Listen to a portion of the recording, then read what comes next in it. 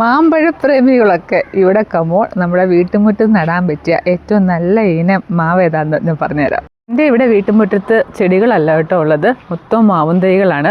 അതിൽ പറമ്പിലായാലും അതെ, മാവ് മാത്രമല്ല എല്ലാ ഫ്രൂട്ട് പ്ലാന്റ്സിൻ്റെ കളക്ഷൻസ് ആയിട്ടുള്ളത്. പല ഇനം മാവുകൾ ഞാൻ വെച്ച് പിടിപ്പിച്ചു കേട്ടോ. പക്ഷേ അതിൽ മാങ്ങയുണ്ടായിട്ടുണ്ട്, 2-3 വർഷമായപ്പോൾ മാങ്ങയുണ്ടായി. പക്ഷേ അതിൽ ഏറ്റവും നല്ല ബ്രീഡായിട്ട് എനിക്ക് തോന്നിയത് ഇതാണ് കേട്ടോ, കർപ്പൂരമാവ്. എല്ലാ സ്ഥലത്തും ഇതിന് ഇങ്ങനെയാണോ പറയുന്നതില്ല, അതിലുണ്ടായ മാങ്ങ കേട്ടോ. ഇപ്പോൾ 3 വർഷമായതാണ്, 2 മാങ്ങയെ പിടിച്ചിട്ടുള്ളൂ. പക്ഷേ ഇത് മതി അത്യാവശ്യം നമ്മുടെ വീട്ടിൽ അത് കഴിക്കാൻ. അത്രയ്ക്കുണ്ട് നമ്മളിത് കട്ട് ചെയ്ത് കഴിച്ചാൽ. നല്ല ഫ്ലഷാണ്, പ്രത്യേകം മണം കേട്ടോ ഈ മാമ്പഴത്തിന്. സംഭവം സൂപ്പറാണ്. ഇവിടെ പിന്നെ ഉള്ളൊരു നല്ലൊരു മാവെന്ന് പറഞ്ഞാൽ അത് നമ്മളുടെ മൂവാണ്ടൻ മാവാണ് കേട്ടോ. അതിൻ്റെയും ഈ കർപ്പൂരമാവിൻ്റെയും ഒക്കെ പഴയ മാവുകളാണ് ഇതൊക്കെ, പഴയ പണ്ടതൊട്ടുള്ള മാവുകളാണ്. ഇതിൻ്റെയൊക്കെ ബഡ് ഗ്രാഫ്റ്റഡ് തൈകളൊക്കെ ഇപ്പോൾ നഴ്സറികളിലൊക്കെ കിട്ടും. അപ്പോൾ അത് വാങ്ങിച്ചിടുവാണെങ്കിൽ ബെസ്റ്റ് ചോയ്സാണ് ഇതെന്ന് പറഞ്ഞാൽ.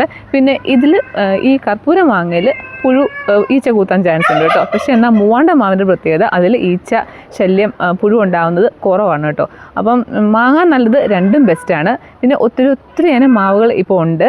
നഴ്സറികളിലൊക്കെ ചെന്നാൽ ഒത്തിരി വെറൈറ്റി പേരുകൾ അവർ പറയും, നമുക്കും കൺഫ്യൂഷനാവും. അങ്ങനെയാണ് നമ്മൾ ഇത്രയും ഇനം മാവ് വാങ്ങിച്ചു വെച്ചത്. ചിലതൊക്കെ പിടിച്ചു. ഇതിൽ 1.5 വർഷമായപ്പോഴത്തേനും മാങ്ങ പിടിച്ചായിരുന്നു. ഇതുപോലെ 2 മാങ്ങ കിട്ടിയത്.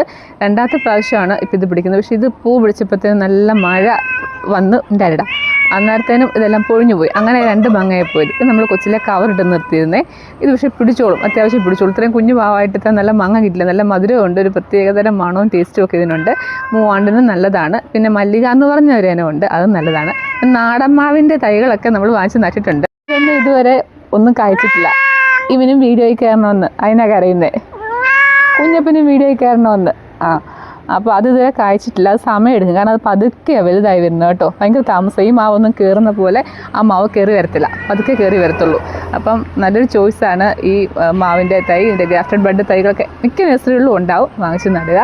പിന്നെ നാടൻ മാവിൽ ചന്ദ്രകാരൻ പറഞ്ഞൊരു ഇനമുണ്ട്, അത് നല്ലതാണ് കേട്ടോ. ഇച്ചിരി വലിയ നാട്ടുമാങ്ങാപ്പഴം തന്നെ, കുറച്ച് വലുപ്പമുള്ളതാണ്. അത് നല്ല ചോയ്സാണ് വാങ്ങിച്ച് നടാൻ വേണ്ടി. അപ്പം മാമ്പഴപ്രേമികളൊക്കെ ഇങ്ങനെയൊക്കെ ചെയ്തോളുക. പുതിയൊരു വീഡിയോ ആയിട്ട് വീണ്ടും കാണാം.